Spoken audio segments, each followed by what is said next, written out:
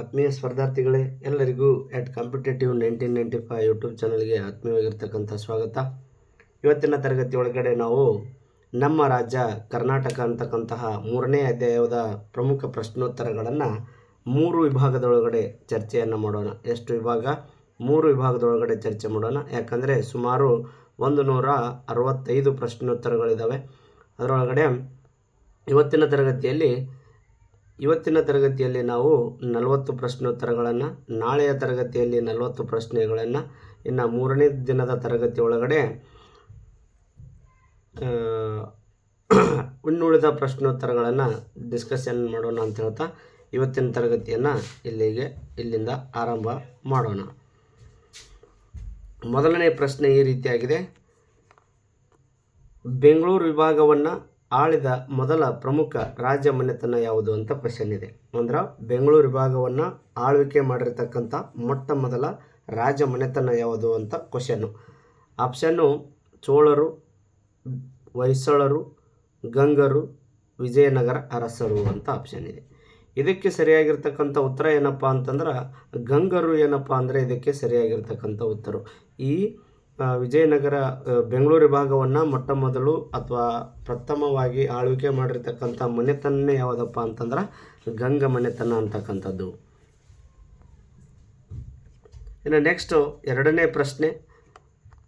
ವಿಜಯನಗರ ಅರಸರ ಆಳ್ವಿಕೆಯಲ್ಲಿ ಪಾಳೆಗಾರರು ಆಳುತ್ತಿದ್ದ ಪ್ರದೇಶವನ್ನು ಏನೆಂದು ಕರೆಯಲಾಗುತ್ತಿತ್ತು ಅಂತ ಕ್ವಶನ್ ಇದೆ. ಅಂದರೆ ವಿಜಯನಗರ ಅರಸರು ಆಳ್ವಿಕೆಯಲ್ಲಿ ವಿಜಯನಗರ ಅರಸರ ಆಳ್ವಿಕೆಯಲ್ಲಿ ಪಾಳೆಗಾರರು ಆಳ್ವಿಕೆಯನ್ನು ಮಾಡ್ತಿದ್ರು. ಆ ಪಾಳೆಗಾರರು ಆಳ್ವಿಕೆ ಮಾಡ್ತಕ್ಕಂತಹ ಪ್ರದೇಶಕ್ಕೆ ಏನಂತ ಕರಿತಾ ಇದ್ರು ಅಂತ ಕ್ವಶನ್ನು.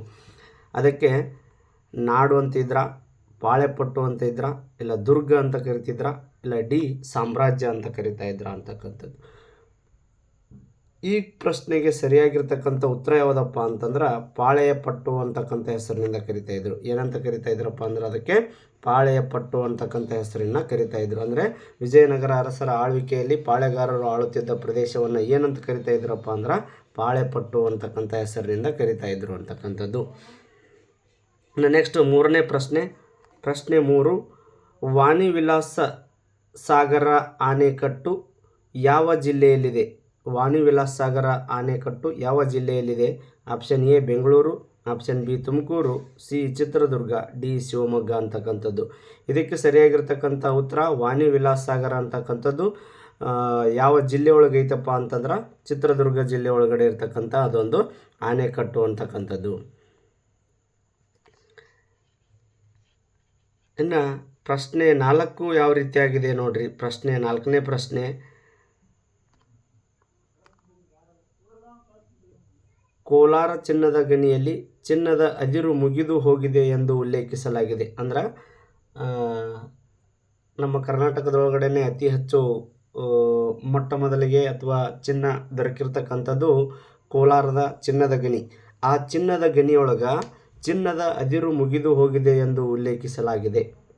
ಹಾಗಾದರೆ ಕಬ್ಬಿಣದ ಅದಿರು ನಿಕ್ಷೇಪಗಳು ಹೆಚ್ಚಾಗಿ ಕಂಡುಬರುವ ಜಿಲ್ಲೆಗಳು ಯಾವುವು ಅಂತ ಕ್ವಶನ್ ಕೇಳಿದ್ದಾರೆ. ಚಿನ್ನ ಮುಗಿದು ಹೋಗಿದೆ ಎಂದು ಉಲ್ಲೇಖಿಸಲಾಗಿದೆ. ಹಾಗಂತ ಕಬ್ಬಿಣದ ಅದಿರು ನಿಕ್ಷೇಪಗಳು ಹೆಚ್ಚಾಗಿ ಕಂಡುಬರುವ ಜಿಲ್ಲೆಗಳು ಯಾವುವು ಅಂತ ಕ್ವಶನ್ನು. ಅದಕ್ಕೆ ಆಪ್ಷನ್ನು ಕೋಲಾರ ಮತ್ತು ಬೆಂಗಳೂರು, ಚಿತ್ರದುರ್ಗ ಮತ್ತು ತುಮಕೂರು, ಹಾಸನ ಮತ್ತು ಮಂಡ್ಯ, ದಕ್ಷಿಣ ಕನ್ನಡ ಮತ್ತು ಉತ್ತರ ಕನ್ನಡ ಅಂತಕ್ಕಂಥದ್ದು. ಇದಕ್ಕೆ ಸರಿಯಾಗಿರ್ತಕ್ಕಂಥ ಉತ್ತರ ಯಾವುದಪ್ಪ ಅಂತಂದ್ರೆ ಚಿತ್ರದುರ್ಗ ಮತ್ತು ತುಮಕೂರು ಅಂತಕ್ಕಂಥದ್ದು. ಇದಕ್ಕೆ ಸರಿಯಾಗಿರ್ತಕ್ಕಂಥ ಉತ್ತರ ಯಾವುದು? ಚಿತ್ರದುರ್ಗ ಮತ್ತು ತುಮಕೂರು ಅಂತಕ್ಕಂಥದ್ದು ಇಲ್ಲಿ ಸರಿಯಾಗಿರ್ತಕ್ಕಂಥ ಉತ್ತರ. ನೆಕ್ಸ್ಟ್ 5ನೇ ಪ್ರಶ್ನೆ. ಪ್ರಶ್ನೆ 5. ಬೆಂಗಳೂರು ವಿಭಾಗದಲ್ಲಿ ಯಾವ ರೀತಿಯ ಅರಣ್ಯಗಳು ಕಂಡುಬರುತ್ತವೆ? ಈಗ ನಮ್ಮ ಬೆಂಗಳೂರು ವಿಭಾಗ ಅಂತ ಇದೆ. ಆ ಬೆಂಗಳೂರು ವಿಭಾಗದೊಳಗೆ ಎಂತಹ ಅರಣ್ಯ ಅಥವಾ ಯಾವ ರೀತಿಯ ಅರಣ್ಯ ಕಂಡುಬರುತ್ತದೆ ಅಂತಕ್ಕಂಥದ್ದು. ಆಪ್ಷನ್ ಎ ನಿತ್ಯ ಹರಿದ್ವರ್ಣ ಅರಣ್ಯ ಮಾತ್ರ, ಎಲೆ ಉದುರುವ ಅರಣ್ಯ ಮಾತ್ರ, ನಿತ್ಯ ಹರಿದ್ವರ್ಣ ಎಲೆ ಉದುರುವ ಅರಣ್ಯದವರೆಗೆ ವಿವಿಧ ಬಗೆಯ ಅರಣ್ಯಗಳು, ನೆಕ್ಸ್ಟ್ ಮ್ಯಾಂಗ್ರೋವ್ ಅರಣ್ಯಗಳು ಅಂತಕ್ಕಂಥದ್ದು. ಇದಕ್ಕೆ ಸರಿಯಾಗಿರ್ತಕ್ಕಂಥ ಉತ್ತರ ಯಾವುದಪ್ಪ ಅಂತಂದ್ರೆ ನಿತ್ಯ ಹರಿದ್ವರ್ಣ ಅಥವಾ ಎಲೆ ಉದುರುವ ಅರಣ್ಯದಿಂದ ವಿವಿಧ ಬಗೆಯ ಅರಣ್ಯಗಳು ಅಂತಕ್ಕಂಥದ್ದು ಸರಿಯಾಗಿರ್ತಕ್ಕಂಥ ಉತ್ತರ. ಸಿ ಅಂತಕ್ಕಂಥದ್ದು ಇಲ್ಲಿ ಸರಿಯಾಗಿರ್ತಕ್ಕಂಥ ಉತ್ತರ. ನೆಕ್ಸ್ಟು ಪ್ರಶ್ನೆ 6. ಚಿತ್ರದುರ್ಗ ಜಿಲ್ಲೆಯಲ್ಲಿರುವ 6ನೇ ಪ್ರಶ್ನೆ ಯಾವ ರೀತಿಯಾಗಿದೆ ನೋಡಿ. ಚಿತ್ರದುರ್ಗ ಜಿಲ್ಲೆಯಲ್ಲಿರುವ ಅತಿ ಎತ್ತರದ ಬೆಟ್ಟ ಯಾವುದು ಅಂತ ಕ್ವಶನ್ ಕೇಳಿದ್ದಾರೆ. ಅಂದರೆ ಚಿತ್ರದುರ್ಗ ಜಿಲ್ಲೆಯಲ್ಲಿರ್ತಕ್ಕಂಥದ್ದು ಅತಿ ಎತ್ತರದ ಬೆಟ್ಟ ಯಾವುದು ಅಂತ ಕ್ವಶನ್ ಕೇಳಿದ್ದಾರೆ. A Nandidurga, B Kodachadri, C ಹಾಲು ರಾಮೇಶ್ವರ ಗುಡ್ಡ, ಡಿ ಕವಲೇದುರ್ಗ ಅಂತಕ್ಕಂಥದ್ದನ್ನು ಕೇಳಿದ್ದಾರೆ. ಇದಕ್ಕೆ ಸರಿಯಾಗಿರ್ತಕ್ಕಂಥ ಉತ್ತರ ಯಾವುದಪ್ಪ ಅಂತಂದ್ರೆ ಹಾಲು ರಾಮೇಶ್ವರ ಅಂತಕ್ಕಂಥದ್ದು ಸರಿಯಾಗಿರ್ತಕ್ಕಂಥ ಉತ್ತರ. ಈ ಚಿತ್ರದುರ್ಗ ಜಿಲ್ಲೆಯೊಳಗಡೆ ಇರ್ತಕ್ಕಂತಹ ಪ್ರಸಿದ್ಧ ಅಥವಾ ಅತಿ ಎತ್ತರದ ಬೆಟ್ಟ ಯಾವುದಪ್ಪ ಅಂತಂದ್ರೆ ಅದು ಹಾಲು ರಾಮೇಶ್ವರ ಅಂತಕ್ಕಂಥ ಬೆಟ್ಟ. ಇನ್ನು 7ನೇ ಪ್ರಶ್ನೆ, ಬನ್ನೇರುಘಟ್ಟ ರಾಷ್ಟ್ರೀಯ ಉದ್ಯಾನವನ ಯಾವ ಜಿಲ್ಲೆಯಲ್ಲಿದೆ? ಬನ್ನೇರುಘಟ್ಟ ರಾಷ್ಟ್ರೀಯ ಉದ್ಯಾನವನ ಯಾವ ಜಿಲ್ಲೆಯಲ್ಲಿದೆ ಅಂತ ಕ್ವಶನ್ ಇದೆ. Option A Ramanagara, B Tumakuru, C Bengaluru, D Shivamogga ಅಂತಕ್ಕಂಥದ್ದಿದೆ. ಈ ಬನ್ನೇರುಘಟ್ಟ ರಾಷ್ಟ್ರೀಯ ಉದ್ಯಾನವನ ಯಾವ ಜಿಲ್ಲೆಯೊಳಗಡೆ ಇದೆ ಅಂತ ಬಂದಾಗ ಆ ಬನ್ನೇರುಘಟ್ಟ ರಾಷ್ಟ್ರೀಯ ಉದ್ಯಾನವನ ಅಂತಕ್ಕಂಥದ್ದು ಬೆಂಗಳೂರು ನಗರ ಅಂತಕ್ಕಂಥ ಜಿಲ್ಲೆ ಒಳಗಡೆ ಬನ್ನೇರುಘಟ್ಟ ರಾಷ್ಟ್ರೀಯ ಉದ್ಯಾನವನ ಇದೆ. ಇನ್ನು 8ನೇ ಪ್ರಶ್ನೆ, ಬೆಂಗಳೂರು ವಿಭಾಗದ ಪ್ರಮುಖ ಕೃಷಿ ಬೆಳೆ ಯಾವುದು? ಆಪ್ಷನ್ ಎ ಭತ್ತ, ಆಪ್ಷನ್ ಬಿ ರಾಗಿ, ಆಪ್ಷನ್ ಸಿ ಗೋಧಿ, ಆಪ್ಷನ್ ಡಿ ಜೋಳ ಅಂತಕ್ಕಂಥದ್ದು. ಈ ಬೆಂಗಳೂರು ವಿಭಾಗದವರ ಪ್ರಮುಖ ಕೃಷಿ ಬೆಳೆ ಯಾವುದು ಅಂತ ಬಂದಾಗ ಅವರ ಪ್ರಮುಖ ಕೃಷಿ ಬೆಳೆ ಯಾವುದಾಗಿರ್ತೈತಪ್ಪ ಅಂತಂದ್ರೆ ರಾಗಿ ಅಂತಕ್ಕಂಥದ್ದು ಅವರ ಪ್ರಮುಖ ಕೃಷಿ ಬೆಳೆ ಆಗಿದೆ ಅಂತಕ್ಕಂಥದ್ದು. ಇನ್ನು 9ನೇ ಪ್ರಶ್ನೆ 9, ಬೆಂಗಳೂರು ವಿಭಾಗದಲ್ಲಿ ವಾಣಿಜ್ಯ ಬೆಳೆಯಾಗಿ ಯಾವುದನ್ನು ಬೆಳೆಯುತ್ತಾರೆ? ಅಂತ ಕೂಡ ಕ್ವಶನ್ ಆಗಿದೆ. ಆಪ್ಷನ್ ಎ ಭತ್ತ, ಬಿ ಕಬ್ಬು, ಸಿ ಜೋಳ, ಡಿ ರಾಗಿ ಅಂತಕ್ಕಂಥದ್ದು. ಇದಕ್ಕೆ ಸರಿಯಾಗಿರ್ತಕ್ಕಂಥ ಉತ್ತರ ಯಾವುದಪ್ಪ ಅಂತಂದ್ರೆ ಕಬ್ಬು ಸರಿಯಾಗಿರ್ತಕ್ಕಂಥ ಉತ್ತರ. ಅಂದರೆ ಇಲ್ಲಿ ಬೆಂಗಳೂರು ವಿಭಾಗದೊಳಗಡೆ ವಾಣಿಜ್ಯ ಬೆಳೆ ಯಾವುದಪ್ಪ ಅಂತಂದ್ರೆ ಕಬ್ಬು ಅಂತಕ್ಕಂಥದ್ದು ಇಲ್ಲಿ ಸರಿಯಾಗಿರ್ತಕ್ಕಂಥ ಉತ್ತರ. ಇನ್ನು 10ನೇ ಪ್ರಶ್ನೆಯನ್ನು ಇಲ್ಲಿ ನೋಡೋಣ. ಪ್ರಶ್ನೆ ಸಂಖ್ಯೆ 10,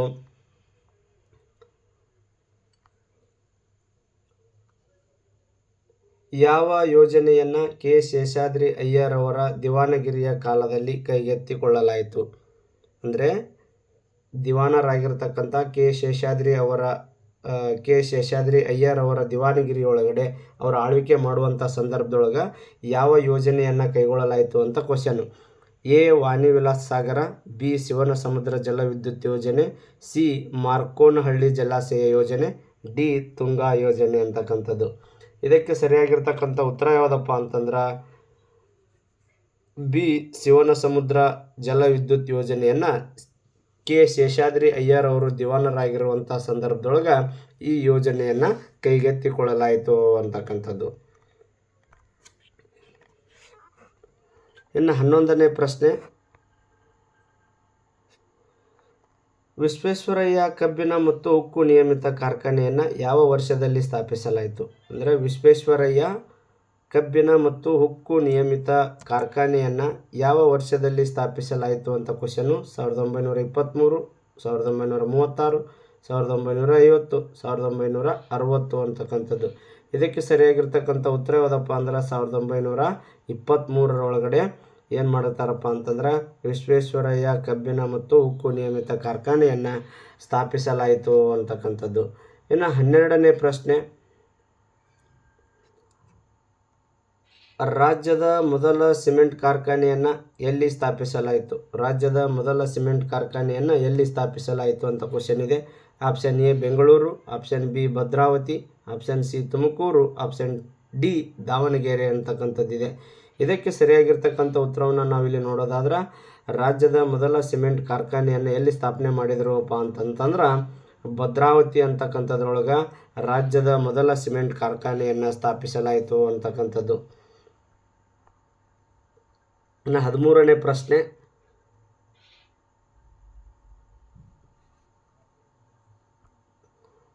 12ನೇ ಶತಮಾನದ ವಚನ ಸಾಹಿತ್ಯಕ್ಕೆ ಕೊಡುಗೆ ನೀಡಿದ ಅಕ್ಕ ಮಹಾದೇವಿ ಮತ್ತು ಅಲ್ಲಮ ಪ್ರಭು ಯಾವ ಜಿಲ್ಲೆಯವರು ಅಂತ ಕ್ವಶನ್ ಕೇಳಿದ್ದಾರೆ. ನೋಡಿರಿ 12ನೇ ಶತಮಾನ ಅಂತಕ್ಕಂಥದ್ದು ವಚನ ಸಾಹಿತ್ಯಕ್ಕೆ ಕೊಡುಗೆ ನೀಡಿರ್ತಕ್ಕಂಥ ಒಂದು ಶತಮಾನ. ಆ 12ನೇ ಸಾಹಿತ್ಯದೊಳಗಡೆ ಬರ್ತಕ್ಕಂಥ ಶರಣರು ಅಥವಾ ವಚನ ಸಾಹಿತಿಗಳು ಆಗಿರ್ತಕ್ಕಂಥ ಅಕ್ಕಮಹಾದೇವಿ ಮತ್ತು ಅಲ್ಲಮಪ್ರಭು ಅವರು ಯಾವ ಜಿಲ್ಲೆಯವರು ಅಂತ ಕ್ವಶನ್ ಕೇಳಿದ್ದಾರೆ. Option A Bengaluru, B Tumakuru, C Shivamogga, D Chitradurga ಅಂತಕ್ಕಂಥದ್ದು. ಇದಕ್ಕೆ ಸರಿಯಾಗಿರ್ತಕ್ಕಂಥ ಉತ್ತರ ಯಾವುದಪ್ಪ ಅಂತಂದ್ರೆ ಇಲ್ಲಿ ಸರಿಯಾಗಿರ್ತಕ್ಕಂಥ ಉತ್ತರ ಶಿವಮೊಗ್ಗ ಅಂತಕ್ಕಂಥದ್ದು ಸರಿಯಾಗಿರ್ತಕ್ಕಂಥ ಉತ್ತರ. ಆ ಅಕ್ಕಮಹಾದೇವಿ ಮತ್ತು ಅಲ್ಲಮಪ್ರಭು ಅವರು ಯಾವ ಜಿಲ್ಲೆಯವರು ಅಂತ ಬಂದಾಗ ಶಿವಮೊಗ್ಗ ಅಂತಕ್ಕಂಥವ್ರು. ಅಕ್ಕಮಹಾದೇವಿ ಅಂತ ಬಂದಾಗ ಉಡತಡಿ ಅಂತಕ್ಕಂಥ ಒಂದು ಗ್ರಾಮ ಬರುತ್ತಾ, ಆ ಗ್ರಾಮದ ಶರಣೆ ಆಗಿರ್ತಕ್ಕಂಥವ್ರು ಯಾರಪ್ಪ ಅಂತಂದ್ರೆ ಅದು ಅಕ್ಕಮಹಾದೇವಿ ಅಂತಕ್ಕಂಥದ್ದು. ಇನ್ನು 14ನೇ ಪ್ರಶ್ನೆ, ಇಲ್ಲಿ ಕನ್ಫ್ಯೂಸ್ ಮಾಡ್ಕೋಬೇಡ್ರಿ, ಈ ಪ್ರಶ್ನೆನ ಸರಿಯಾಗಿ ಅರ್ಥ ಮಾಡ್ಕೊಳ್ರಿ. ಕನ್ನಡದ ಮೊದಲ ವಾಕ್ಚಿತ್ರ ಸತಿ ಸುಲೋಚನದ ನಾಯಕ ನಟ ಯಾರು ಅಂತ ಕೇಳಿದ್ದಾರೆ.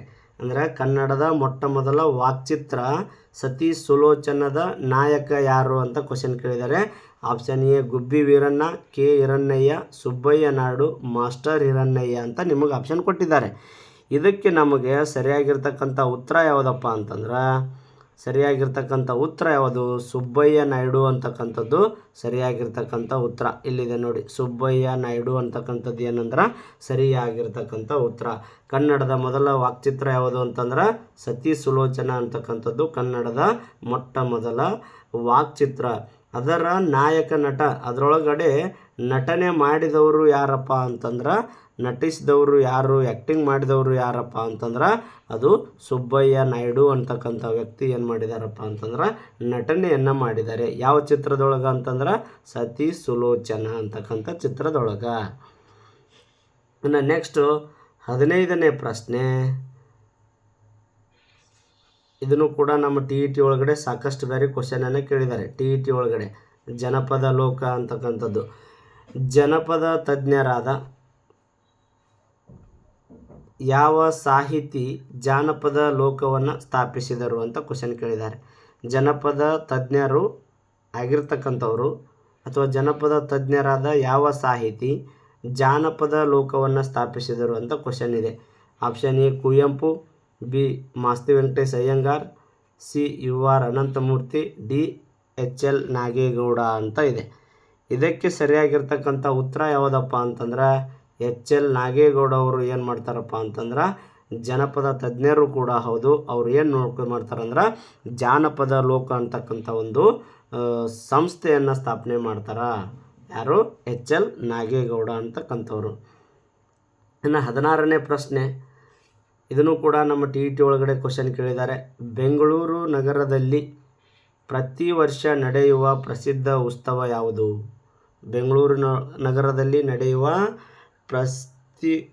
ಬೆಂಗಳೂರು ನಗರದಲ್ಲಿ ಪ್ರತಿ ವರ್ಷ ನಡೆಯುವ ಪ್ರಸಿದ್ಧ ಉತ್ಸವ ಯಾವುದು ಅಂತ ಕ್ವಶನ್ನು. ಆಪ್ಷನ್ ಎ ದಸರಾ ಉತ್ಸವ, ಬಿ ಕರಗ ಉತ್ಸವ, ಸಿ ಹಂಪಿ ಉತ್ಸವ, ಆಮೇಲೆ ಮೈಸೂರು ದಸರಾ ಉತ್ಸವ ಅಂತಕ್ಕಂಥದ್ದು. ಇದಕ್ಕೆ ಸರಿಯಾಗಿರ್ತಕ್ಕಂಥ ಉತ್ತರ ಯಾವುದಪ್ಪ ಅಂತಂದ್ರೆ ಕರಗ ಉತ್ಸವ. ಪ್ರತಿ ವರ್ಷ ಬೆಂಗಳೂರು ನಗರದೊಳಗೆ ಎಂಥ ಉತ್ಸವ ನಡಿತೈತಿ ಅಂದ್ರೆ ಕರಗ ಉತ್ಸವ ನಡಿತೈತಿ. ಈ ದಸರಾ ಉತ್ಸವ ಅಂತಕ್ಕಂಥದ್ದು ಎಲ್ಲಿ ನಡಿತೈತಿ? ಮೈಸೂರೊಳಗೆ ನಡಿತೈತಿ. ಹಂಪಿ ಉತ್ಸವ ಅಂತಕ್ಕಂಥದ್ದು ಹಂಪಿ ಒಳಗಡೆ ನಡಿತೈತಿ. ಮೈಸೂರು ಯಾವುದಕ್ಕೆ ಪ್ರಸಿದ್ಧಿ ಅಂತಂದ್ರೆ ದಸರಾಕ್ಕೆ ಪ್ರಸಿದ್ಧಿ ಅಂತಕ್ಕಂಥದ್ದು. ಹಾಗಾದರೆ ಇಲ್ಲಿ ನಮಗೇನು ಕೇಳಿದಾರೆ ಅವರು? ಬೆಂಗಳೂರು ನಗರದೊಳಗಡೆ ನಡೆಯೋದು ಕೇಳ್ಯಾರ. ಬೆಂಗಳೂರು ನಗರದೊಳಗೆ ನಡೆಯೋದು ಯಾವುದಪ್ಪ ಅಂತಂದ್ರೆ ಕರಗ ಉತ್ಸವ ಬೆಂಗಳೂರು ನಗರದಲ್ಲಿ ನಡೆಯತಕ್ಕಂಥ ಒಂದು ಪ್ರಸಿದ್ಧ ಉತ್ಸವ ಅಂತಕ್ಕಂಥದ್ದು. ಇನ್ನು 17ನೇ ಪ್ರಶ್ನೆ, ಬೆಂಗಳೂರು ವಿಭಾಗದಲ್ಲಿ ವಿಶೇಷವಾದ ಜಾನಪದ ನಾಟಕ ಕಲೆ ಯಾವುದು? ಅಂದರೆ ಬೆಂಗಳೂರು ವಿಭಾಗದೊಳಗಡೆ ಬರ್ತಕ್ಕಂತಹ ವಿಶೇಷವಾಗಿರ್ತಕ್ಕಂಥ ಜಾನಪದ ನಾಟಕ ಕಲೆ ಯಾವುದು ಅಂತ question. Option A Doddata, B Yakshagana, C Bayalata, D Sannata ಅಂತ ಇದೆ. ಇದಕ್ಕೆ ಸರಿಯಾಗಿರ್ತಕ್ಕಂಥ ಉತ್ತರ ಯಾವುದಪ್ಪ ಅಂತಂದ್ರೆ ಯಕ್ಷಗಾನ ಅಂತಕ್ಕಂಥದ್ದು ಸರಿಯಾಗಿರ್ತಕ್ಕಂಥ ಉತ್ತರ. ಬೆಂಗಳೂರು ವಿಭಾಗದೊಳಗೆ ವಿಶೇಷವಾಗಿರ್ತಕ್ಕಂಥ ಜಾನಪದ ನಾಟಕದ ಕಲೆಯೇ ಯಾವುದಪ್ಪ ಅಂತಂದ್ರೆ ಅದು ಯಕ್ಷಗಾನ ಅಂತಕ್ಕಂಥದ್ದು. ನೆಕ್ಸ್ಟ್ 18ನೇ ಪ್ರಶ್ನೆ,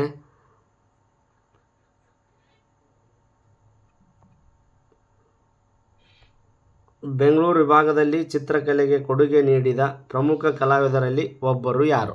ಅಂದರೆ ಚಿತ್ರಕಲೆಗೆ ಕೊಡುಗೆ ನೀಡಿರ್ತಕ್ಕಂತಹ ಪ್ರಮುಖ ಕಲಾವಿದರಲ್ಲಿ ಒಬ್ಬರು ಯಾರು ಅಂತಕ್ಕಂಥದ್ದು.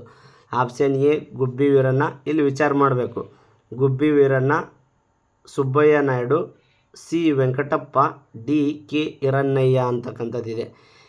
ಇದಕ್ಕೆ ಸರಿಯಾಗಿರ್ತಕ್ಕಂಥ ಉತ್ತರ ಯಾವುದಪ್ಪ ಅಂತಂದ್ರೆ ವೆಂಕಟಪ್ಪ ಅಂತಕ್ಕಂಥದ್ದು ಸರಿಯಾಗಿರ್ತಕ್ಕಂಥ ಉತ್ತರ. ನೀವೆಲ್ಲರೂ ಏನು ತಿಳ್ಕೊಂಡಿರ್ತೀರಿ, ಬಟ್ ಗುಬ್ಬಿ ವೀರಣ್ಣ ಅಂತ ತಿಳ್ಕೊಂಡಿರ್ತೀರಿ. ಗುಬ್ಬಿ ವೀರಣ್ಣ ಅವ್ರು ಏನಪ್ಪ ಅಂತಂದ್ರೆ, ಗುಬ್ಬಿ ವೀರಣ್ಣ ಅವರು ನಾಟಕ ಕ್ಷೇತ್ರಕ್ಕೆ ರಂಗಭೂಮಿಗೆ ಅತಿ ಹೆಚ್ಚು ಕೊಡುಗೆಯನ್ನು ನೀಡಿರ್ತಕ್ಕಂಥವ್ರವರು. ಈ ಸುಬ್ಬಯ್ಯ ನಾಯ್ಡು ಅಂತ ಬಂದಾಗ ಮೊಟ್ಟ ಮೊದಲ ವಾಕ್ಚಿತ್ರವಾಗಿರ್ತಕ್ಕಂತಹ ಸತಿ ಸುಲೋಚನದೊಳಗೆ ನಟನೆಯನ್ನು ಮಾಡಿರ್ತಕ್ಕಂತಹ ಮೊದಲಿಗರು.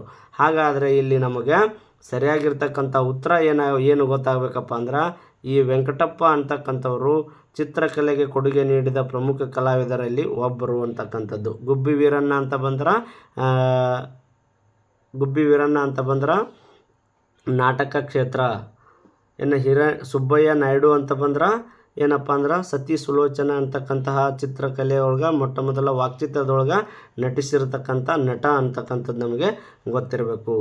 ಇನ್ನು 19ನೇ ಪ್ರಶ್ನೆ 19, ಭಾರತ ರತ್ನ ಪ್ರಶಸ್ತಿ ಪಡೆದ ಸರ್ ಎಂ ವಿಶ್ವೇಶ್ವರಯ್ಯನವರು ಯಾವ ಜಿಲ್ಲೆಯವರು ಅಂತ ಕ್ವಶನ್ ಇದೆ. Option A Bengaluru, B Tumakuru, C Kolar, D Shivamogga ಅಂತಕ್ಕಂಥದ್ದಿದೆ.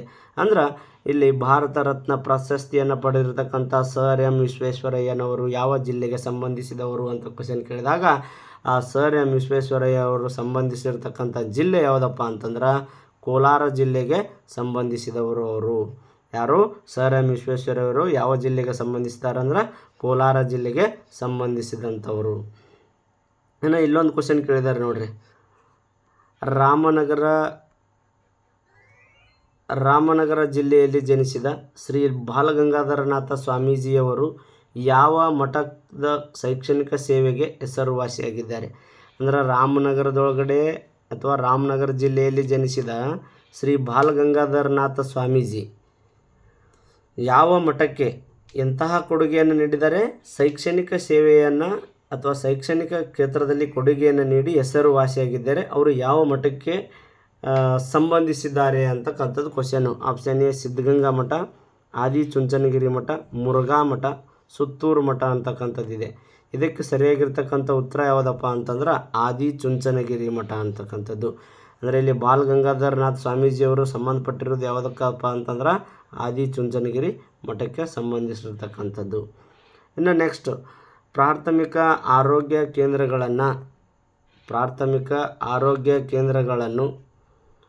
24x7 ಅಂದರೆ 24 ಗಂಟೆಗಳು 7 ದಿನದ 24 ಗಂಟೆಗಳಲ್ಲಿಯೂ ಕೂಡ ಕಾರ್ಯನಿರ್ವಹಿಸುವ ಕೇಂದ್ರಗಳೆಂದು ಸರ್ಕಾರವು ಯಾಕೆ ಘೋಷಣೆ ಮಾಡಿತು ಅಂತಕ್ಕಂಥ ಕ್ವಶನ್ನು. ಎ ಶಿಕ್ಷಣವನ್ನು ಉತ್ತೇಜಿಸಲು, ಬಿ ಸಾರ್ವಜನಿಕ ಸಾರಿಗೆ ಸುಧಾರಿಸಲು, ಸಂತಾನೋತ್ಪತ್ತಿ ಆರೋಗ್ಯವನ್ನು ಉತ್ತಮಪಡಿಸಲು, ಕೈಗಾರಿಕೆಗಳನ್ನು ಬೆಂಬಲಿಸಲು ಅಂತಕ್ಕಂಥದ್ದು ಆಪ್ಷನ್ಗಳಿದ್ದಾವೆ. ಇದಕ್ಕೆ ಸರಿಯಾಗಿರ್ತಕ್ಕಂಥ ಉತ್ತರ ಯಾವುದಪ್ಪ ಅಂತಂದ್ರೆ ಸಂತಾನೋತ್ಪತ್ತಿ ಆರೋಗ್ಯವನ್ನು ಉತ್ತಮಪಡಿಸುವುದಕ್ಕೋಸ್ಕರವಾಗಿ ಕೇಂದ್ರ ಸರ್ಕಾರ ಪ್ರಾಥಮಿಕ ಆರೋಗ್ಯ ಕೇಂದ್ರಗಳನ್ನು 24x7 ಕಾರ್ಯನಿರ್ವಹಿಸುವ ಕೇಂದ್ರಗಳೆಂದು ಸರ್ಕಾರ ಘೋಷಣೆ ಮಾಡುತ್ತೆ ಅಂತಕ್ಕಂಥದ್ದು. ಇನ್ನು ನೆಕ್ಸ್ಟ್ ಮುಂದಿನ ಪ್ರಶ್ನೆ 22ನೇ ಪ್ರಶ್ನೆ.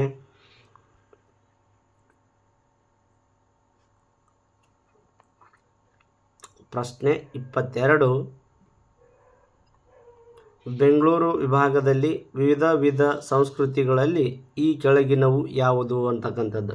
ಅಂದರೆ ಬೆಂಗಳೂರು ವಿಭಾಗದೊಳಗಡೆ ವಿವಿಧ ಸಂಸ್ಕೃತಿಗಳಲ್ಲಿ ಈ ಕೆಳಗಿನವು ಯಾವುದು ಅಂತ ಇದೆ ನೋಡ್ರಿ. ಕೇವಲ ನದಿಗಳು ಮತ್ತು ಕಣಿವೆಗಳು, ಕೇವಲ ದೇವಾಲಯಗಳು ಮತ್ತು ಮಠಗಳು, ಸಿ ಅರಣ್ಯ ಮತ್ತು ಪ್ರಾಣಿ ಸಂಪತ್ತು, ಡಿ ಕೇವಲ ರಾಜಕೀಯ ಮುಖಂಡರು ಅಂತಕ್ಕಂಥದ್ದಿದೆ. ಇದಕ್ಕೆ ಸರಿಯಾಗಿರ್ತಕ್ಕಂಥ ಉತ್ತರ ಯಾವುದಪ್ಪ ಅಂತಂದ್ರೆ ಅರಣ್ಯ ಮತ್ತು ಪ್ರಾಣಿ ಸಂಪತ್ತು ಅಂತಕ್ಕಂಥದ್ದು ಏನಾಗೈತಪ್ಪ ಅಂತಂದ್ರೆ ಇಲ್ಲಿ ವಿವಿಧ ಸಂಸ್ಕೃತಿಗಳಲ್ಲಿ ಇದು ಒಂದು ಅಂತಕ್ಕಂಥದ್ದು ಕಂಡು ಬರ್ತೈತಿ. ಇನ್ನು 23ನೇ ಪ್ರಶ್ನೆ. ಕರ್ನಾಟಕ ಏಕೀಕರಣಕ್ಕೆ ಪ್ರಮುಖ ಪಾತ್ರ ವಹಿಸಿದ ಕೆ.ಸಿ. ರೆಡ್ಡಿ ಅವರು ಯಾರು? ಕೆ.ಸಿ. ರೆಡ್ಡಿ ಯಾರು ಅಂತ ಕ್ವಶನ್ ಕೇಳಿದಂಗೆ. ಅಂದ್ರೆ ಕರ್ನಾಟಕದ ಏಕೀಕರಣ ಆಯಿತು. ಕರ್ನಾಟಕದ ಏಕೀಕರಣದೊಳಗೆ ಪ್ರಸಿದ್ಧತೆಯನ್ನು ಪಡೆದಿರ್ತಕ್ಕಂಥ ಕೆ.ಸಿ. ರೆಡ್ಡಿ ಅವರು ಯಾರು ಅಂತ ಕ್ವಶನ್ ಕೇಳಿದ್ದಾರೆ. ಇದಕ್ಕೆ ಆಪ್ಷನ್ ಮೊದಲ ಮುಖ್ಯಮಂತ್ರಿ, ಎರಡನೇ ಮುಖ್ಯಮಂತ್ರಿ, ಮೂರನೇ ಮುಖ್ಯಮಂತ್ರಿ, ನಾಲ್ಕನೇ ಮುಖ್ಯಮಂತ್ರಿ ಅಂತ ಆಪ್ಷನ್ಗಳನ್ನು ಕೊಟ್ಟಿದ್ದಾರೆ. ಇದಕ್ಕೆ ಸರಿಯಾಗಿರ್ತಕ್ಕಂಥ ಉತ್ತರನೇ ಯಾವುದಪ್ಪ ಅಂತಂದ್ರೆ ಮೊದಲ ಮುಖ್ಯಮಂತ್ರಿ ಅಂತಕ್ಕಂಥವ್ರು ಸರಿಯಾಗಿರ್ತಕ್ಕಂಥ ಉತ್ತರ. ಇನ್ನು 24ನೇ ಪ್ರಶ್ನೆ 24. ವಿಶಾಲ ಮೈಸೂರು ರಾಜ್ಯದ ಮೊದಲ ಮುಖ್ಯಮಂತ್ರಿ ಯಾರು? ವಿಶಾಲ ಮೈಸೂರು ರಾಜ್ಯದ ಮೊದಲ ಮುಖ್ಯಮಂತ್ರಿ ಯಾರು ಅಂತ ಕ್ವಶನ್ ಕೇಳಿದ್ದಾರೆ. ವಿಶಾಲ ಮೈಸೂರು ರಾಜ್ಯದ ಮೊದಲ ಮುಖ್ಯಮಂತ್ರಿ ಯಾರು? Option A K C. Reddy, B Kengal Hanumanthaiah, C S Nijalingappa, D Kadidal Manjappa ಅಂತ ಆಪ್ಷನ್ ಇದ್ದಾವೆ. ಇದಕ್ಕೆ ಸರಿಯಾಗಿರ್ತಕ್ಕಂಥ ಉತ್ತರ ಯಾವುದಪ್ಪ ಅಂತಂದ್ರೆ ಎಸ್ ನಿಜಲಿಂಗಪ್ಪ ಅಂತಕ್ಕಂಥದ್ದು ಸರಿಯಾಗಿರ್ತಕ್ಕಂಥ ಉತ್ತರ. ಇನ್ನು 25ನೇ ಪ್ರಶ್ನೆ 25ನೇ ಪ್ರಶ್ನೆ ಈಗ ಈ ರೀತಿಯಾಗಿದೆ. ಏನಪ್ಪ ಅಂದ್ರೆ ಶಾಂತವೇರಿ ಗೋಪಾಲಗೌಡರು ಯಾವ ತಾಲೂಕಿನಲ್ಲಿ ಜನಿಸಿದರು? ಆಪ್ಷನ್ ಎ ಬೆಂಗಳೂರು ಉತ್ತರ, ತಿಪಟೂರು, ತೀರ್ಥಹಳ್ಳಿ, ಚನ್ನಪಟ್ಟಣ ಅಂತಕ್ಕಂಥದ್ದು. ಅಂದರೆ ಗೋಪಾಲಗೌಡರು ಶಾಂತವೇರಿ ಗೋಪಾಲಗೌಡರು ತೀರ್ಥಹಳ್ಳಿ ತಾಲೂಕಿನೊಳಗಡೆ ಬರ್ತಕ್ಕಂಥ ಒಬ್ಬ ಪ್ರಸಿದ್ಧ ವ್ಯಕ್ತಿ ಅಂತಕ್ಕಂಥವ್ರು. 26ನೇ ಪ್ರಶ್ನೆ ಏನಾಗಿದೆ ನೋಡೋಣ ಇಲ್ಲಿ. ಪ್ರಶ್ನೆ 26. ಈ ಶಾಂತವೇರಿ ಗೋಪಾಲಗೌಡ ಅವರು ಭಾಗವಹಿಸಿದ ಚಳುವಳಿ ಯಾವುದು ಅಂತ ಕ್ವಶನ್ ಕೇಳಿದ್ದಾರೆ. ಆಪ್ಷನ್ ಎ ಕ್ವಿಟ್ ಇಂಡಿಯಾ ಚಳುವಳಿ, ಉಪ್ಪಿನ ಸತ್ಯಾಗ್ರಹ, ಕಾಗೋಡು ಭೂ ಹೋರಾಟ, ಅಸಹಕಾರ ಚಳುವಳಿ. ಇವರು ಭಾಗವಹಿಸಿದಂತಹ ಚಳುವಳಿ ಯಾವುದಪ್ಪ ಅಂತಂದ್ರೆ ಕಾಗೋಡು ಭೂ ಹೋರಾಟ ಅಂತಕ್ಕಂಥದ್ದು. ಈ ಕಾಗೋಡು ಭೂ ಹೋರಾಟದೊಳಗಡೆ ಭಾಗವಹಿಸಿದಂಥವ್ರು ಯಾರಪ್ಪ ಅಂದ್ರೆ ಶಾಂತವೇರಿ ಗೋಪಾಲಗೌಡರು ಅಂತಕ್ಕಂಥದ್ದು. ಬೆಂಗಳೂರು ವಿಭಾಗದೊಳಗೆ ಎಷ್ಟು ಜಿಲ್ಲೆಗಳಿದ್ದಾವೆ ಅಂತಕ್ಕಂಥದ್ದು. ಈ ಬೆಂಗಳೂರು ವಿಭಾಗದೊಳಗೆ ಒಟ್ಟು ಎಷ್ಟು ಜಿಲ್ಲೆಗಳಿದಾವೆ? Option A 6, option B 7, 8, option D 9. ಈ ಬೆಂಗಳೂರು ವಿಭಾಗದೊಳಗೆ ಎಷ್ಟು ಜಿಲ್ಲೆಗಳಿದಾವಪ್ಪ ಅಂತಂದ್ರೆ 9 ಜಿಲ್ಲೆಗಳಿದ್ದಾವೆ. ಇದಕ್ಕೆ ಸರಿಯಾಗಿರ್ತಕ್ಕಂಥ ಉತ್ತರ ಯಾವುದಪ್ಪ ಅಂತಂದ್ರೆ ಡಿ ಆಪ್ಷನ್ ಸರಿಯಾಗಿರ್ತಕ್ಕಂಥ ಉತ್ತರ 9. ವಿಭಾಗಕ್ಕೆ ವಿಭಾಗೀಯ ಅಧಿಕಾರಿಯನ್ನು ಏನೆಂದು ಕರೆಯುತ್ತಾರೆ? ಅಂದ್ರೆ ಒಂದು ವಿಭಾಗ, ಆ ಬೆಂಗಳೂರು ವಿಭಾಗ ಅಂತಕ್ಕಂಥದ್ದು, ಆ ವಿಭಾಗಕ್ಕೆ ವಿಭಾಗೀಯ ಅಧಿಕಾರಿಯನ್ನು ಏನೆಂದು ಕರೆಯುತ್ತಾರೆ ಅಂತ ಕ್ವಶನ್ ಇದೆ. ಇದಕ್ಕೆ ಆಪ್ಷನ್ನು ಜಿಲ್ಲಾಧಿಕಾರಿ, ಪ್ರಾದೇಶಿಕ ಆಯುಕ್ತರು, ತಹಸೀಲ್ದಾರು, ಉಪವಿಭಾಗಾಧಿಕಾರಿ ಅಂತ ಆಪ್ಷನ್ಗಳಿದ್ದಾವೆ. ಅಂದ್ರೆ ಒಂದು ವಿಭಾಗ, ಆ ವಿಭಾಗಕ್ಕೆ ಒಬ್ಬ ಅಧಿಕಾರಿ, ಆ ಅಧಿಕಾರಿಯನ್ನು ಏನೆಂದು ಕರೀತಾರೆ ಅಂತ ಕ್ವಶನ್ನು. ಅದಕ್ಕೆ ಜಿಲ್ಲಾಧಿಕಾರಿ ಅಂತ ಆಪ್ಷನ್ ಕೊಟ್ಟಿದ್ದಾರೆ, ಪ್ರಾದೇಶಿಕ ಆಯುಕ್ತರು, ತಹಸೀಲ್ದಾರು, ಉಪವಿಭಾಗಾಧಿಕಾರಿ ಅಂತ ಕೊಟ್ಟಿದ್ದಾರೆ. ಇದಕ್ಕೆ ಸರಿಯಾಗಿರ್ತಕ್ಕಂಥ ಉತ್ತರ ಯಾವುದಪ್ಪ ಅಂದ್ರೆ ಅವ್ರಿಗೆ ನಾವು ಏನಂತ ಕರಿತೀವಿ ಅಂತಂದ್ರೆ ಪ್ರಾದೇಶಿಕ ಆಯುಕ್ತರು ಅಂತ ಕರಿತೀವಿ. ಒಂದು ವಿಭಾಗದ ಮುಖ್ಯಸ್ಥರನ್ನು ನಾವೇನಂತ ಕರಿತೀವಿ? ಪ್ರಾದೇಶಿಕ ಆಯುಕ್ತರು ಅಂತ ಕರಿತೀವಿ. ಇನ್ನು 29ನೇ ಪ್ರಶ್ನೆ. ಬೆಂಗಳೂರು ವಿಭಾಗದ ಯಾವ ಜಿಲ್ಲೆಯಲ್ಲಿ ಮುತ್ಯಾಲಮಡು ಜಲಾಶಯವಿದೆ? ಇದು ಕ್ವಶನ್ ಕೇಳಿದ್ದಾರೆ ನೋಡ್ರಿ. ಒಂದಿಷ್ಟು ಬರೀ ಇದ್ರೊಳಗೆ ನಮ್ಮ ಟಿ ಒಳಗಡೆ ಕ್ವಶನ್ ಕೇಳಿದ್ರು ಇದನ್ನು. Option A Ramanagara, option B Bengaluru Nagar, option C Bengaluru ಗ್ರಾಮಾಂತರ, ಆಪ್ಷನ್ ಡಿ ಕೋಲಾರ ಅಂತಕ್ಕಂಥದ್ದು. ಇದಕ್ಕೆ ಸರಿಯಾಗಿರ್ತಕ್ಕಂಥ ಉತ್ತರ ಯಾವುದಪ್ಪ ಅಂತಂದ್ರೆ ಬೆಂಗಳೂರು ನಗರ ಅಂತಕ್ಕಂಥದ್ದು. ಮುತ್ಯಾಲಮಡು ಜಲಾಶಯ ಎಲ್ಲಿ ಕಂಡು ಬರ್ತೈತೆ ಅಂದ್ರೆ ಬೆಂಗಳೂರು ನಗರದೊಳಗಡೆ ಕಂಡು ಬರ್ತೈತಿ. ಇನ್ನು ಪ್ರಶ್ನೆ 30. ತುಮಕೂರು ಜಿಲ್ಲೆಯಲ್ಲಿರುವ ಜಲಾಶಯ ಯಾವುದು? ತುಮಕೂರು ಜಿಲ್ಲೆ ಒಳಗಡೆ ಇರ್ತಕ್ಕಂಥ ಜಲಾಶಯ ಯಾವುದು ಅಂತಕ್ಕಂಥದ್ದಿದೆ. ಆಪ್ಷನ್ ಎ ಗಾಜನೂರು, ತುಂಗಾ ಅಣೆಕಟ್ಟು, ಸಿ ಮಾರ್ಕೋನಹಳ್ಳಿ ಜಲಾಶಯ, ಡಿ ವಾಣಿ ವಿಲಾಸ ಸಾಗರ ಅಂತಕ್ಕಂಥದ್ದು. ಇದಕ್ಕೆ ಸರಿಯಾಗಿರ್ತಕ್ಕಂಥ ಉತ್ತರ ತುಮಕೂರು ಜಿಲ್ಲೆ ಒಳಗಡೆ ಇರ್ತಕ್ಕಂಥ ಜಲಾಶಯ ಯಾವುದಪ್ಪ ಅಂತಂದ್ರೆ ಮಾರ್ಕೋನಹಳ್ಳಿ ಜಲಾಶಯ. ಇದು ಯಾವ ಜಿಲ್ಲೆ ಒಳಗೈತಿ? ತುಮಕೂರು ಜಿಲ್ಲೆ ಒಳಗಡೆ ಇರ್ತಕ್ಕಂಥದ್ದು. ಯಾವುದು? ಮಾರ್ಕೋನಹಳ್ಳಿ ಜಲಾಶಯ. ವಾಣಿ ವಿಲಾಸ ಅಂತ ಬಂದಾಗ ಚಿತ್ರದುರ್ಗ ಅಂತಕ್ಕಂಥದ್ದು ನೆನ್ಪಿಟ್ಕೋಬೇಕು. ಇನ್ನು ನೆಕ್ಸ್ಟು, ಯಾವ ಕಾರಣದಿಂದಾಗಿ ಬೆಂಗಳೂರು ನಗರ ಜಿಲ್ಲೆಯ ಅನೇಕ ನದಿಗಳು ವಿನಾಶದ ಅಂಚನ್ನು ತಲುಪಿವೆ ಅಂತಕ್ಕಂಥದ್ದಿದೆ ಕ್ವಶನ್ನು. ಇದನ್ನು ಸ್ವಲ್ಪ ಟ್ವಿಸ್ಟ್ ಮಾಡಿ ಕೇಳಿದ್ದಾನೆ ನಮ್ಮ ಬುಕ್ದೊಳಗಡೆನೇ ಇದೆ, ಬಟ್ ಅದೇ ಒಂದು ಸ್ವಲ್ಪ ಟ್ವಿಸ್ಟ್ ಇದೆ. ಯಾವ ಕಾರಣ ಅಂತಕ್ಕಂಥದ್ದು. ಆಪ್ಷನ್ ಎ ಅತಿಯಾದ ಮೀನುಗಾರಿಕೆ, ಅರಣ್ಯನಾಶ ಮತ್ತು ಅತಿಯಾದ ನಗರೀಕರಣ, ಸಿ ಜಲವಿದ್ಯುತ್ ಯೋಜನೆಗಳು, ಡಿ ಕೃಷಿ ಚಟುವಟಿಕೆಗಳು ಅಂತಕ್ಕಂಥದ್ದು. ಇದಕ್ಕೆ ಸರಿಯಾಗಿರ್ತಕ್ಕಂಥ ಉತ್ತರ ಯಾವುದಪ್ಪ ಅಂತಂದ್ರೆ ಅಲ್ಲಿ ಅರಣ್ಯ ನಾಶ ಮತ್ತು ಅತಿಯಾದ ನಗರೀಕರಣದಿಂದ ಏನಾಗುತ್ತಪ್ಪ ಅಂತಂದ್ರೆ ಬೆಂಗಳೂರು ನಗರ ಜಿಲ್ಲೆಯ ಅನೇಕ ನದಿಗಳು ಏನಾಗತ್ತವು ವಿನಾಶದ ಅಂಚನ್ನು ಹೊಂದಿವೆ ಅಂತಕ್ಕಂಥದ್ದು. ಇನ್ನು 32ನೇ ಪ್ರಶ್ನೆ, ಬೆಂಗಳೂರು ವಿಭಾಗದ ಯಾವ ಜಿಲ್ಲೆಯಲ್ಲಿ ತಾಮ್ರದ ಗಣಿಗಳಿದ್ದಾವೆ ಅಂತಕ್ಕಂಥದ್ದು. Option A Kolar, option B Tumakuru, C Chitradurga, D Davanagere ಅಂತಕ್ಕಂಥದ್ದು. ಇದಕ್ಕೆ ಸರಿಯಾಗಿರ್ತಕ್ಕಂಥ ಉತ್ತರ ಯಾವುದಪ್ಪ ಅಂದ್ರೆ ಚಿತ್ರದುರ್ಗ ಜಿಲ್ಲೆಯೊಳಗೆ ಎಂತಹ ಗಣಿಗಳಿದ್ದಾವೆ, ತಾಮ್ರದ ಗಣಿಗಳಿದ್ದಾವೆ ಅಂತಕ್ಕಂಥದ್ದು. 33ನೇ ಪ್ರಶ್ನೆ, ಶಿವಮೊಗ್ಗ ಜಿಲ್ಲೆಯ ಗಡಿ ಭಾಗದಲ್ಲಿ ಹಾದು ಹೋಗುವ ಪರ್ವತ ಶ್ರೇಣಿ ಯಾವುದಂತ ಕೇಳಿದ್ದಾರೆ. ಶಿವಮೊಗ್ಗ ಜಿಲ್ಲೆಯೊಳದ ಅಥವಾ ಗಡಿ ಭಾಗದಲ್ಲಿ, ಶಿವಮೊಗ್ಗ ಜಿಲ್ಲೆಯ ಗಡಿ ಭಾಗದಲ್ಲಿ ಹಾದು ಹೋಗುವ ಪರ್ವತ ಶ್ರೇಣಿ ಯಾವುದು ಅಂತಕ್ಕಂಥದ್ದು. ಆಪ್ಷನ್ ಎ ಪಶ್ಚಿಮ ಘಟ್ಟ, ಆಪ್ಷನ್ ಬಿ ಪೂರ್ವ ಘಟ್ಟ, ಆಪ್ಷನ್ ಸಿ ಸಹ್ಯಾದ್ರಿ ಪರ್ವತ, ಆಪ್ಷನ್ ಡಿ ವಿಂಧ್ಯ ಪರ್ವತ ಅಂತಕ್ಕಂಥದ್ದು. ಇದಕ್ಕೆ ಸರಿಯಾಗಿರ್ತಕ್ಕಂಥ ಉತ್ತರ ಯಾವುದಪ್ಪ ಅಂತಂದ್ರೆ ಸಹ್ಯಾದ್ರಿ ಪರ್ವತ ಶ್ರೇಣಿ. ಯಾವುದು? ಸಹ್ಯಾದ್ರಿ ಪರ್ವತ ಶ್ರೇಣಿ ಅಂತಕ್ಕಂಥದ್ದು. 34ನೇ ಪ್ರಶ್ನೆ 34, ರಾಮನಗರದಲ್ಲಿರುವ ರಣಹದ್ದು ಸಂರಕ್ಷಣಾ ಧಾಮದ ಹೆಸರೇನು? ಈ ರಾಮನಗರದೊಳಗಡೆ ರಣಹದ್ದು ಸಂರಕ್ಷಣಾ ಧಾಮ ಇದೆ. ಆ ರಣಹದ್ದು ಸಂರಕ್ಷಣಾ ಧಾಮದ ಹೆಸರೇನು ಅಂತಂದಂಗೆ option A Bannerghatta, B Bhadra, C Ramadevara Betta, D Shettihalli ಅಂತಕ್ಕಂಥದ್ದು. ಇದಕ್ಕೆ ಸರಿಯಾಗಿರ್ತಕ್ಕಂಥ ಉತ್ತರ ಯಾವುದಪ್ಪ ಅಂತಂದ್ರೆ ಈ ಕ್ವಶನ್ಗೆ ಸರಿಯಾಗಿರ್ತಕ್ಕಂಥ ಉತ್ತರ ಯಾವುದಂದ್ರೆ ಅದು ಸಿ ರಾಮದೇವರ ಬೆಟ್ಟ. ಈ ರಾಮದೇವರ ಬೆಟ್ಟದೊಳಗಡೆ ಏನಿದಾವಪ್ಪ ಅಂತಂದ್ರೆ ರಣಹದ್ದುಗಳಿದ್ದಾವೆ. ಈ ರಣಹದ್ದುಗಳ ಸಂರಕ್ಷಣಾ ಧಾಮದ ಹೆಸರು ಏನಪ್ಪ ಅಂತಂದ್ರೆ ಅದು ರಾಮದೇವರ ಬೆಟ್ಟ ಅಂತಕ್ಕಂಥದ್ದು. ಇನ್ನು 35ನೇ ಪ್ರಶ್ನೆ, ಬೆಂಗಳೂರು ವಿಭಾಗದಲ್ಲಿ ಯಾವ ಮಣ್ಣು ಹೆಚ್ಚಾಗಿದೆ? ಬೆಂಗಳೂರು ವಿಭಾಗದೊಳಗಡೆ ಇರತಕ್ಕಂಥ ಮಣ್ಣು ಯಾವುದಂತ ಕ್ವಶನ್ ಕೇಳಿದ್ದಾರೆ. ಬೆಂಗಳೂರು ವಿಭಾಗದೊಳಗಡೆ ಯಾವ ಮಣ್ಣು ಹೆಚ್ಚಾಗಿದೆ? ಆಪ್ಷನ್ ಎ ಕಪ್ಪು ಮಣ್ಣು, ಬಿ ಜಂಬಿಟ್ಟಿಗೆ ಮಣ್ಣು, ಸಿ ಮರಳು ಮಿಶ್ರಿತ ಕೆಂಪು ಮಣ್ಣು, ಡಿ ಜೇಡಿ ಮಣ್ಣು ಅಂತಕ್ಕಂಥದ್ದು. ಇದಕ್ಕೆ ಸರಿಯಾಗಿರ್ತಕ್ಕಂಥ ಉತ್ತರ ಯಾವುದಪ್ಪ ಅಂದ್ರೆ ಮರಳು ಮಿಶ್ರಿತ ಕೆಂಪು ಮಣ್ಣು ಆ ಬೆಂಗಳೂರು ವಿಭಾಗದೊಳಗಡೆ ಏನಾಗೈತೆ ಅಂದ್ರೆ ಅತಿ ಹೆಚ್ಚಾಗಿದೆ ಅಂತಕ್ಕಂಥದ್ದು. ಇನ್ನು 36ನೇ ಪ್ರಶ್ನೆ 36, ಬೆಂಗಳೂರು ವಿಭಾಗದ ಜನರು ಹೆಚ್ಚಾಗಿ ಬಳಸುವ ಆಹಾರ ಯಾವುದು ಅಂತ ಕೇಳಿದ್ದಾರೆ. ಆಪ್ಷನ್ ಎ ಚಪಾತಿ ಮತ್ತು ದಾಲ್ ಅಂದ್ರೆ ಬೇಳೆ ಅಂತಂದಂಗೆ, ರಾಗಿ ಮತ್ತು ಮುದ್ದೆ ಮತ್ತು ಅಕ್ಕಿ, ದೋಸೆ ಮತ್ತು ಇಡ್ಲಿ, ಪೂರಿ ಮತ್ತು ಪಲ್ಯ. ಅಂದ್ರೆ ಬೆಂಗಳೂರು ವಿಭಾಗದ ಜನರು ಹೆಚ್ಚಾಗಿ ಬಳಸುವ ಆಹಾರ ಯಾವುದಂತಂದ್ರೆ ರಾಗಿ, ಮುದ್ದೆ ಮತ್ತು ಅಕ್ಕಿ ಅಂತಕ್ಕಂಥದ್ದು ಇಲ್ಲಿ ಏನಂದ್ರೆ ಸರಿಯಾಗಿರ್ತಕ್ಕಂಥ ಉತ್ತರ ಅಂತಕ್ಕಂಥದ್ದನ್ನು ನಾವು ನೆನಪಿಟ್ಕೋಬೇಕು. 37ನೇ ಪ್ರಶ್ನೆ, ಯಾವ ಬೆಳೆಯನ್ನು ಬೆಂಗಳೂರು ಗ್ರಾಮಾಂತರ ಜಿಲ್ಲೆಯಲ್ಲಿ ಬೆಳೀತಾರ? ಯಾವ ಬೆಳೆಯನ್ನು ಬೆಂಗಳೂರು ಗ್ರಾಮಾಂತರ ಜಿಲ್ಲೆಯೊಳಗಡೆ ಬೆಳೆಯುತ್ತಾರೆ? ಆಪ್ಷನ್ ಎ ಗೋಧಿ, ಬಿ ರಾಗಿ, ಸಿ ಹಿಪ್ಪು ನೇರಳೆ, ಡಿ ಭತ್ತ ಅಂತಕ್ಕಂಥದ್ದು. ಇದಕ್ಕೆ ಸರಿಯಾಗಿರ್ತಕ್ಕಂಥ ಉತ್ತರನೇ ಯಾವುದಪ್ಪ ಅಂದ್ರೆ ಹಿಪ್ಪು ನೇರಳೆ ಅಂತಕ್ಕಂಥದ್ದು ಸರಿಯಾಗಿರ್ತಕ್ಕಂಥ ಉತ್ತರ. ಇನ್ನು 38ನೇ ಪ್ರಶ್ನೆ ಈ ರೀತಿಯಾಗಿದೆ ನೋಡ್ರಿ. ಇಲ್ಲಿ ಯಾವ ಸಾಗರವನ್ನು ಚಿತ್ರದುರ್ಗ ಜಿಲ್ಲೆಯ ಹಿರಿಯೂರು ತಾಲೂಕಿನಲ್ಲಿ ಕಾಣಬಹುದು? ಯಾವ ಸಾಗರ ಕ್ವಶನ್ ಒಳಗಡೆನೆ ಉತ್ತರ ಇದೆ. Option A Vani Vilasa Sagara, option B Markonahalli Sagara, ಅದು ಮಾರ್ಕೋನಹಳ್ಳಿ ಜಲಾಶಯ ಅಂತಲೂ ಆಗ್ಬೋದು. ಇನ್ನು ನೆಕ್ಸ್ಟ್ ಕೃಷ್ಣರಾಜ ಸಾಗರ, ಇದು ಅಂತೂ ಎಲ್ಲೈತೆ ಅಂತ ಗೊತ್ತೈತಿ. ಇನ್ನು ಲಿಂಗನಮಕ್ಕಿ ಡ್ಯಾಮ್ ಇದು.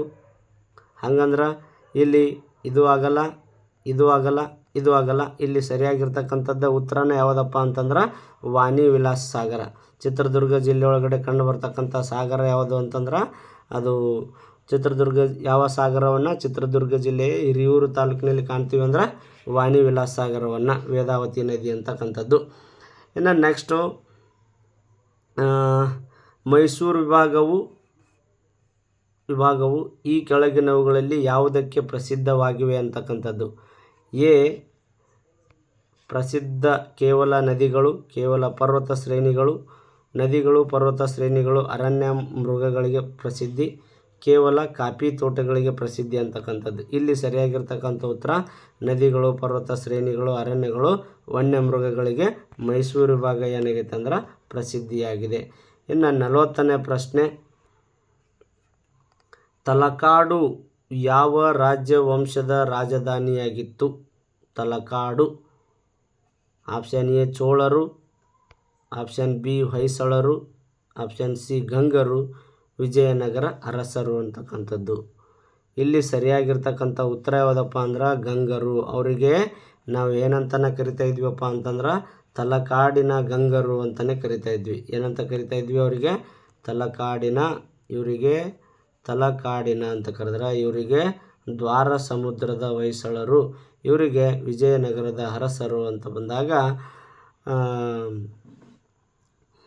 ಗಂಗರು ಅಂತ ಬಂದಾಗ ತಲಕಾಡಿನ ಗಂಗರು ಅಂತಕ್ಕಂಥದ್ದು ಇಲ್ಲಿ ಸರಿಯಾಗಿರ್ತಕ್ಕಂಥ ಉತ್ತರ. ಇನ್ನು 41ನೇ ಪ್ರಶ್ನೆ, ಯಾವ ಹೆಸರಿನಿಂದ ಪೌರಾಣಿಕವಾಗಿ ಕರೆಯಲ್ಪಡುತ್ತಿತ್ತು?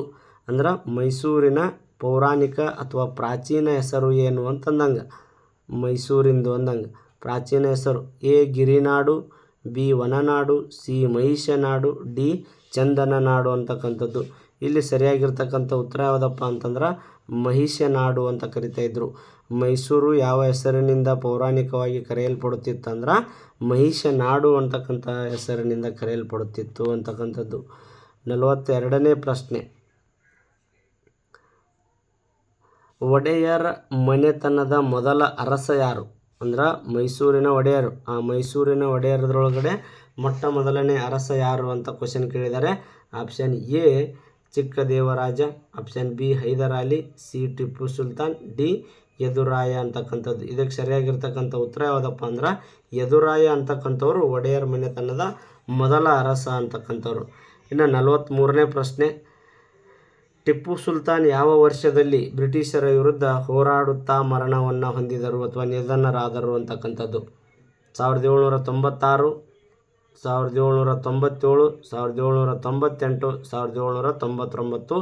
ಇದಕ್ಕೆ ಟಿಪ್ಪು ಸುಲ್ತಾನನ ಮರಣವಾದ ವರ್ಷ ಯಾವುದಂದ್ರೆ 1799 ಅಂತಕ್ಕಂಥದ್ದು. ಬ್ರಿಟಿಷರು ಮೈಸೂರಿನ ಆಡಳಿತವನ್ನು ಯಾವ ವರ್ಷದಲ್ಲಿ ತಮ್ಮ ನೇರ ವಶಕ್ಕೆ ತೆಗೆದುಕೊಂಡರು? ಬ್ರಿಟಿಷರು ಮೈಸೂರಿನ ಆಡಳಿತವನ್ನು ಯಾವ ವರ್ಷದಲ್ಲಿ ತಮ್ಮ ನೇರ ಆಡಳಿತಕ್ಕೆ ಅಥವಾ ತಮ್ಮ ನೇರ ವಶಕ್ಕೆ ತೆಗೆದುಕೊಂಡರು ಅಂತಂದಾಗ ಆಪ್ಷನ್ 1811, 1821, 1831, 1841. ಇದಕ್ಕೆ ಸರಿಯಾಗಿರ್ತಕ್ಕಂಥ ಉತ್ತರ ಯಾವುದಪ್ಪ ಅಂದ್ರೆ 1831. 1831 ಬ್ರಿಟಿಷರು ಮೈಸೂರಿನ ಆಡಳಿತವನ್ನು ತಮ್ಮ ಹಿಡಿತಕ್ಕೆ ತಮ್ಮ ನೇರ ವಶಕ್ಕೆ ತೆಗೆದುಕೊಳ್ತಾರೆ ಅಂತಕ್ಕಂಥದ್ದು. 45ನೇ ಪ್ರಶ್ನೆ 45, ನಾಲ್ವಡಿ ಕೃಷ್ಣರಾಜ ಒಡೆಯರು ಅವರ ಆಳ್ವಿಕೆಯಲ್ಲಿ ಯಾವ ಕ್ಷೇತ್ರಗಳಿಗೆ ಹೆಚ್ಚು ಆದ್ಯತೆ ನೀಡಲಾಗಿತ್ತು ಅಂತಕ್ಕಂಥದ್ದು?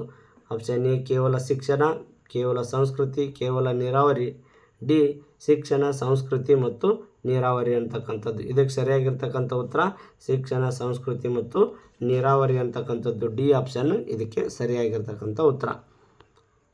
50 ಪ್ರಶ್ನೆಯನ್ನು ನೋಡಿ ಕೈ ಬಿಟ್ಬಿಡೋಣ ಇವತ್ತು.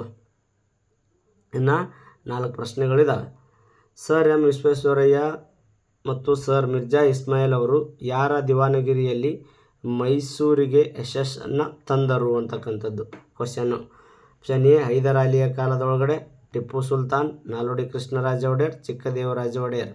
ಈ ಸರ್ ಎಂ ವಿಶ್ವೇಶ್ವರಯ್ಯ ಮತ್ತು ಸರ್ ಮಿರ್ಜಾ ಇಸ್ಮಾಯಿಲ್ ಅವರು ಯಾರ ದಿವಾನಗಿರಿ ಇದ್ದಂಥ ಸಂದರ್ಭದೊಳಗೆ ಯಾವ ದಿವಾನಗಿರಿಯಲ್ಲಿ ಮೈಸೂರಿಗೆ ಯಶಸ್ಸನ್ನು ತಂದರು ಅಂತ ಬಂದಾಗ ಇದಕ್ಕೆ ಸರಿಯಾಗಿರ್ತಕ್ಕಂಥ ಉತ್ತರ ಯಾವುದಪ್ಪ ಅಂತಂದ್ರೆ ನಾಲ್ವಡಿ ಕೃಷ್ಣರಾಜ ಒಡೆಯರ್ ಅವರ ಆಳ್ವಿಕೆ ಒಳಗೆ ಸರ್ ಎಂ ವಿಶ್ವೇಶ್ವರಯ್ಯ ಮತ್ತು ಸರ್ ಮಿರ್ಜಾ ಇಸ್ಮಾಯಿಲ್ ಅವರು ಮೈಸೂರಿಗೆ ಒಂದು ಏನನ್ನ ತರ್ತಾರಪ್ಪ ಅಂದ್ರೆ ಹಿರಿಮೆ ಮತ್ತು ಗರಿಮೆಯನ್ನು ತಂಬರ್ತಾರ ಅಂತಂದ್ರೆ ಇದಕ್ಕೆ ಸರಿಯಾಗಿರ್ತಕ್ಕಂಥ ಉತ್ತರ ಸಿ ನಾಲ್ವಡಿ ಕೃಷ್ಣರಾಜ ಒಡೆಯರ್ ಅಂತ.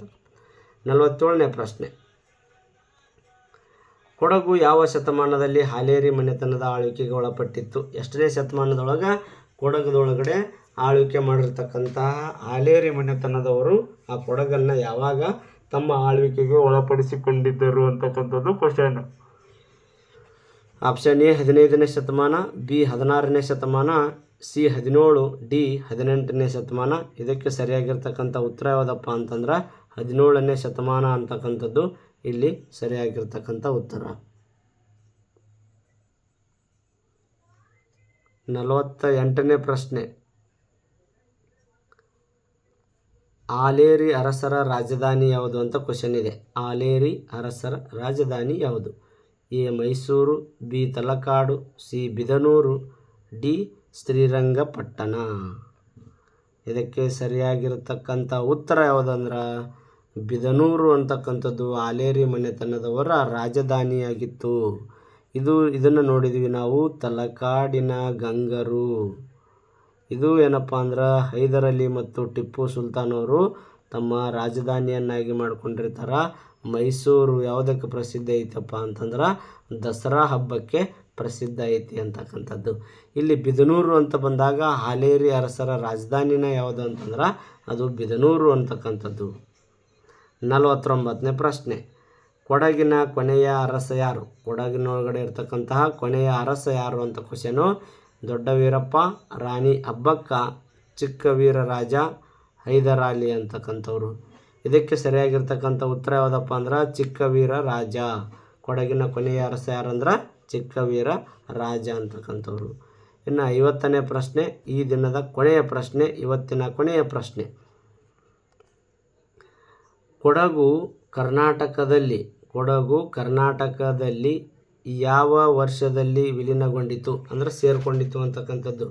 Option A 1954, B 1955, C 56, D 57. ನೋಡಿ 54, 55, 56, 57 ಯಾವ ವರ್ಷದೊಳಗೆ ವಿಲೀನಗೊಂಡಿತು ಅಂತಕ್ಕಂಥದ್ದನ್ನು ನೋಡೋದಾದರೆ ಇಲ್ಲಿ 1956 ಏನು ಮಾಡ್ತೈತೆ ಅಂದ್ರೆ ಕೊಡಗು ಕರ್ನಾಟಕದೊಳಗಡೆ ವಿಲೀನ ಆಗ್ತೈತಿ ಅಂತಕ್ಕಂಥದ್ದು.